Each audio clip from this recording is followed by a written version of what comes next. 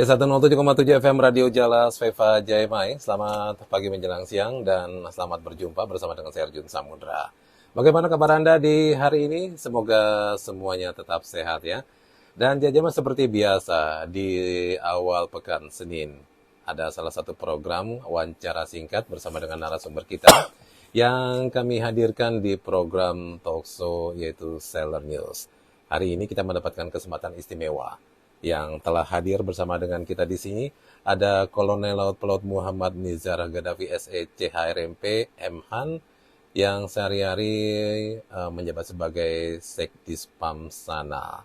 Tentang apa dan bagaimana nanti yang akan disampaikan oleh narasumber, kita akan menyapa dulu narasumber saya yang sudah hadir di sini. Selamat pagi menjelang siang, Pak Gaddafi atau Pak Muhammad Nizar nih kami panggil, kami sapa. Pak Gaddafi boleh, Pak Gaddafi boleh. Baik, terima kasih Bapak untuk waktunya yang pastinya di tengah-tengah kesibukan Bapak saat ini menjabat sebagai Sekdispam Sanal ya. Kalau dulu namanya Dispamal ya. Jadi setelah ada validasi organisasi di beberapa tahun yang lalu menjadi Sekdispam Sanal. Berarti untuk tugas dan tanggung jawabnya tetap masih sama Bapak ya? Penambahan bidang pengamanan persandian. Persandian. Sanal, sannya itu kan persandian. Oke. Jadi baik. Nah, kita akan membahas tentang peran intelijen mendukung tugas pokok TNI Angkatan Laut. Nah, Jajam 107,7 FM seperti kita tahu bahwa TNI Angkatan Laut dalam rangka mengemban tugas dan fungsinya tidak lepas dari adanya peran nyata intelijen. Nah, intelijen ini bekerja sebagai garda terdepan dalam pengumpulan bahan informasi yang mencakup identifikasi, deteksi dini, analisis intelijen yang bertujuan memberikan pemahaman tentang situasi, ancaman, potensi kerawanan yang dapat mempengaruhi keamanan nasional dan kepentingan strategis lainnya sebagai pendukung atau pertimbangan pimpinan dalam mengambil keputusan. Dan seperti tadi saya sudah sampaikan bahwa saya mendapatkan kesempatan istimewa sudah hadir di sini adalah Bapak Sekdispam Sanal, yaitu Bapak Gaddafi. Mungkin bisa menjelaskan sedikit Bapak tentang memperkenalkan diri sebagai narasumber saya di pagi hari ini. Silakan Bapak. terima kasih Pak Arjun. Bismillahirrahmanirrahim. Sebelumnya kita panjatkan puji syukur kepada Allah Subhanahu wa Ta'ala, Tuhan Yang Maha Esa. Pagi ini saya pribadi mewakili Bapak Kadispam Sanal mendapat kesempatan untuk menyampaikan talkshow. Kita panjatkan puji syukur kepada Allah karena masih diberikan kesehatan, keselamatan. Saya Kolonel Laut Pelaut Muhammad Nizar Gaddafi. Jabatan saya saat ini Sekdispam Sanal, Sekretaris Dinas Pengamanan dan Persandian Angkatan Laut. Sekdispam Sanal adalah wakil, istilahnya wakil daripada Bapak Kepala Dinas Pengamanan dan Persandian Angkatan Laut. Baik. Dan pastinya kita mengucapkan terima kasih juga buat Bapak Kadispam Sanal Bapak ya, yang sudah memberikan kesempatan waktu dan diwakilkan oleh Bapak Sekdis, Bapak dalam hal ini Kolonel Gaddafi. Nah, Bapak mungkin bisa dijelaskan sedikit kepada pendengar Radio Jalas Veva Jayamai tentang mungkin apa sih dari tugas pokok dari Dispam Sanal itu sendiri. Silakan Uja. Baik, Dinas Pengamanan dan Persandian Angkatan Laut adalah salah satu badan pelaksana pusat, istilahnya Balakpus. Bidang intelijen, pengamanan, dan persandian yang berkedudukan di bawah Kepala Staf Angkatan Laut yang secara umum memiliki tugas menyelenggarakan kegiatan ada kegiatan tahunan, harian, bulanan, tahunan, maupun operasi intelijen maritim, serta pembinaan fungsi intelijen kaitannya dengan sumber daya manusia di TNI Angkatan Laut. Jadi Dispam Sanal ini selain melaksanakan kegiatan operasi fungsi intelijen, saat ini membawahi 6 sub kedinasan. Saya jelaskan mungkin yang pertama yaitu sub kedinasan pengamanan yang melaksanakan tugas pengamanan, baik itu pengamanan personil, kemudian pengamanan material, dokumen, dan lain sebagainya, sebagai bentengnya Angkatan Laut dalam bidang pengamanan. Kemudian kedua yaitu subkedinasan penelitian personil, melaksanakan screening penelitian personil, baik itu rekrutmen personil yang baru masuk ke Angkatan Laut maupun juga screening stakeholder yang akan bekerja atau bergiat di TNI Angkatan Laut, termasuk juga WNA, warga negara asing yang akan melaksanakan kegiatan di Angkatan Laut. Yang ketiga yaitu subkedinasan operasi intelijen, yang tadi saya jelaskan, melaksanakan operasi intelijen maritim di seluruh wilayah Indonesia, terutama wilayah-wilayah yang mempunyai potensi kerawanan yang cukup tinggi. Sehingga dapat mendukung satuan operasional KRI yang sedang melaksanakan kegiatan operasi di laut. Kemudian yang keempat yaitu subkedinasan latihan intelijen. Ini kaitannya dengan kompetensi, kemudian kaitannya dengan kemampuan pengawal intelijen TNI Angkatan Laut. Dilaksanakan latihan, kemudian pelatihan, maupun penataran, dan kursus-kursus lain dilaksanakan bekerjasama juga dengan Dinas Pendidikan TNI Angkatan Laut. Kemudian yang kelima yaitu subkedinasan intelijen teknik.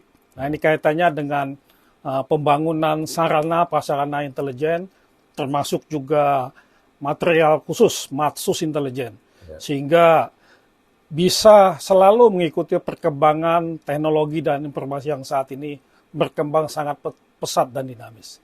Kemudian tambahan yaitu adanya subkedinasan persandian, melaksanakan pengamanan sistem persandian yang di Angkatan Laut, termasuk juga operasional, pengawasan dan evaluasi pemakaian persandian, terutama di satuan operasional Angkatan Laut. Dan satu lagi kita mempunyai unit pelaksana tugas, yaitu Satuan Siber TNI Angkatan Laut. Nah, di sini juga melaksanakan pengamanan, kemudian patroli siber sepanjang hari, kemudian bulan, kemudian sehingga akan menemukan dan juga menjaga sarana terkait dengan penggunaan internet maupun penggunaan website yang ada di Angkatan Laut. Baik, Bapak. Dan untuk mendukung keberhasilan dari tugas-tugas tersebut kan pastinya dibutuhkan personil, Bapak ya. Nah, ini untuk mencetak para personil-personil intelijen ini dilaksanakan melalui beberapa kursus. Mungkin bisa dijelaskan Bapak, apa ada kursus intelijen strategi maritim atau bagaimana Bapak? Untuk awal, jadi kita adanya rekrutmen awal personel Angkatan Laut untuk masuk ke dalam kedinasan intelijen, yaitu bisa melalui kursus dasar perwira maupun bintara intelijen yang dilaksanakan oleh BAIS TNI, di Sat Induk BAIS TNI. Kemudian kita juga ada Suspa Intel yang dilaksanakan di Kodik Latal, maupun Susba Intel yang dilaksanakan di Kodik Latal sebagai dasar. Setelah itu kita rekrutmen personil-personil yang mungkin mempunyai minat atau kemampuan, tentunya dengan berbagai kriteria, yaitu psikologi, kemudian kesehatannya. Karena ini kaitannya dengan pelaksanaan tugas di lapangan. Nah, setelah menjadi personil intelijen, ada pengembangan melalui kursus-kursus yang lain, baik yang dilaksanakan oleh BAIS TNI maupun di Kodik Latal. Sehingga diharapkan dengan peningkatan pengembangan kemampuan ini dapat mendukung pelaksanaan tugas, baik itu intelijen pengamanan maupun tugas-tugas yang ada di TNI Angkatan Laut di bidang intelijen dan pengamanan.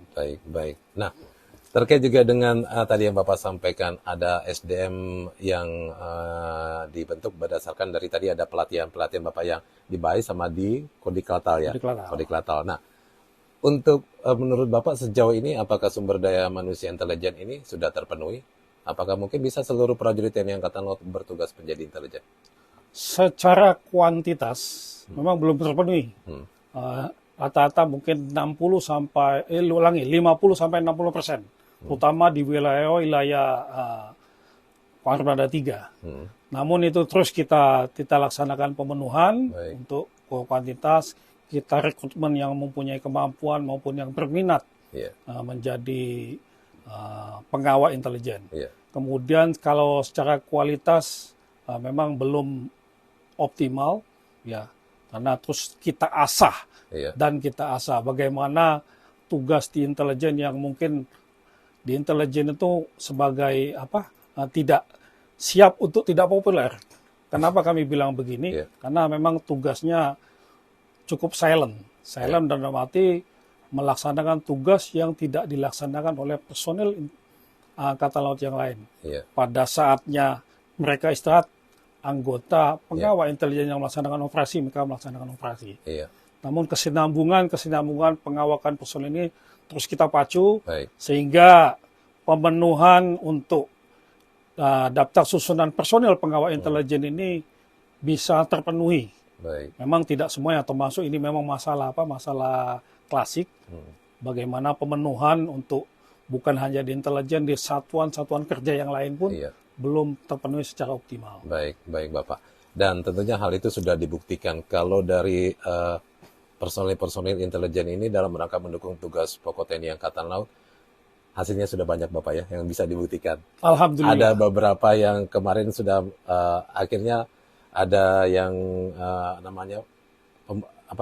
untuk beberapa kasus seperti BBM ilegal, kemudian narkoba dan lain sebagainya. Itu dari fungsi personil intelijen yang sudah membantu untuk proses daripada mengungkap kasus-kasus tersebut Bapak ya. Iya Pak, betul. Memang ini upaya kita sebagai melaksanakan deteksi dan cegah dini, utamanya deteksi tingkat kerawanan suatu wilayah, di mana kita melaksanakan operasi. Nanti data-data ini kita sinambungkan dengan satuan operasional, baik itu yang ada di pangkalan TNI Angkatan Laut, termasuk juga pangkalan utama TNI Angkatan Laut, termasuk juga satuan operasional yang ada di armada baik 1, 2, dan 3, yaitu yang operasi KRI yang saat ini setiap tahun kita melaksanakan operasi laut berkelanjutan di laut sepanjang tahun. Kita input data, kita jadikan fooding bagi bagian satuan operasional sehingga bisa melaksanakan penindakan. Karena memang terutama di wilayah-wilayah perbatasan, perbatasan baik itu Selat Malaka, kemudian Laut Natuna, kemudian di wilayah Ambalat, perbatasan yang memang cukup tinggi kerawanan ilegal, baik itu ilegal human trafficking, kemudian penyelundupan narkoba, kemudian baby lobster, kemudian saat ini yang lagi ins juga itu masalah pekerja migran Indonesia, PMI yang baik yang melaksanakan istilahnya tidak sesuai prosedur yang ada. Baik. Dan mudah-mudahan itu terus dapat didukung oleh dalam hal ini dari Dispamsanal bersama dengan mungkin kalau tim-tim intelijen itu tersebar sampai ke Lana-Lana Bapak ya. Betul, itu di bawahnya baik itu Lantamal, kalau Denintel di bawahnya Armada 1, 2, 3. Tapi tetap kita melaksanakan pembinaan teknis, kita melaksanakan pengawasan, evaluasi, sehingga memberikan masukan. Yang bawah juga memberi input ke atas, sehingga kita data apapun yang diperoleh di lapangan akan kita sampaikan ke satuan operasi untuk dilaksanakan penindakan. Baik. Nah, kalau ada pertanyaan selanjutnya, bagaimana dengan langkah yang ditempuh dari Dispamsanal ini dalam rangka pembinaan promosi intelijen TNI Angkatan Laut? Tapi kita akan jeda sejenak Bapak ya. Break sebentar.